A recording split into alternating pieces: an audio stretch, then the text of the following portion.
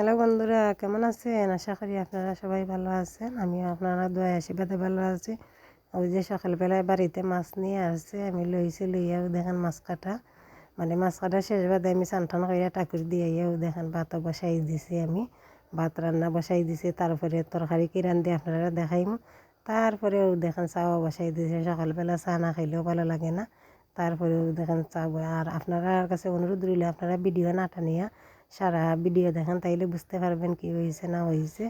আর video যে টানিয়া দেখিলেন তারপরে আর কি বুঝবেন। তারপরেও দেখেন আমি চার মধ্যে দুধ চিনি লইছি, এখন আমি চা খালিম। তারপরে দেখেন কি হইতেছে। বন্ধুরাও দেখেন সকাল বাড়িতে মাছ লই আইছে, আমি মাছ রাখছি, রাখিয়া ভাত বসাই দিছি। আপনারা তো দেখানি হয়ে গেল গিয়া। তারপরেও দেখেন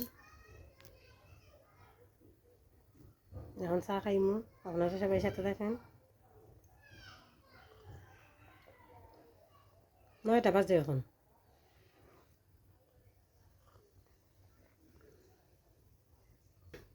আমার স্নান করাও শেষ, ঠাকুর দেওয়া শেষ। ঠাকুর দিয়া পয়লা মাছ কাটছি, কাটিয়া তারপরে স্নান করিয়া ঠাকুর দিছি, দিয়া ভাত রান্না বসাইয়া এখন চা খাইতেছি। আমার ছেলে আবার পরীক্ষা তো যাইতো, 12:30টার দিকে যাইব। একটার সময় পরীক্ষা আরম্ভ, আধা ঘন্টা আগে যাই গিয়া খেলাধুলা করে। আর আপনারা অনেক দিন আমি লং ভিডিও দিতে পারছি না। আপনারা সবাই আমার সাথে দেখুন, যে আপনারা তো সবাই আমার পরিবারের লোকজন, তাইলে আপনারা সবাই এত এত ভালোবাসা আমাকে দিতেছেন, তাইলে আমার সাথে থাকেন। আপনারা সবাই লং ভিডিও দিতে পারছি না, কারণ হচ্ছে কি আমাদের বাড়ি কয়েকদিন পূজাও গেছে, পূজার ভিডিও দিছি। তারপরে আমার বারকন্যা একজন মানে কিডনির মাঝে ফাত্তর হয়ে গেছে গিয়ে, একটা নিয়ে দৌড়াদৌড়ি সমস্যার কারণে দিতে পারছি না। এখন চেষ্টা করবো আপনারা প্রতিদিনও লং ভিডিও দেওয়ার।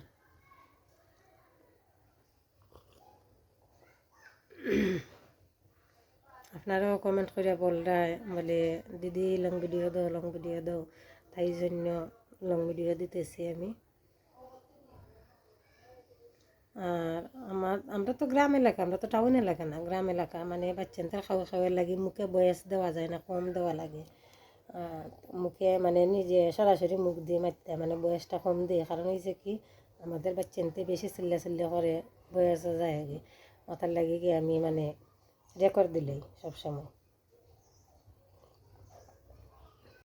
তারপরে চা খাওয়া শেষ, ওই যে মাছ রাখছি, মাছরে আমি বাজি করে রাখি দিছি। এখন আমি তরকারিও বসাই দিছি, ও দেখেন কড়াইয়ের মধ্যে উড়িয়ে আলু দিয়া মাছ দিয়া তরকারি রান্নু। তারপরে আপনারা সবাই মানে ব্লগটা না টানিয়া দেখতে থাকেন, তাইলে বুঝতে পারবেন কি হয়েছে না হয়েছে।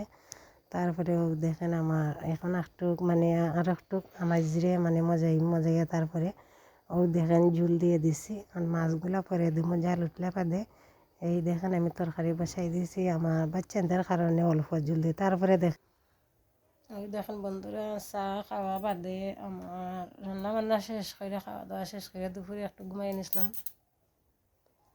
চোখ মুখ খোলা, তাই জন্য ঘুমাই দিয়েছিলাম। এই যে বিছানা মাঝে রয়েছে, এবো আমি উঠছি না, উঠিয়া তারপরে মুখ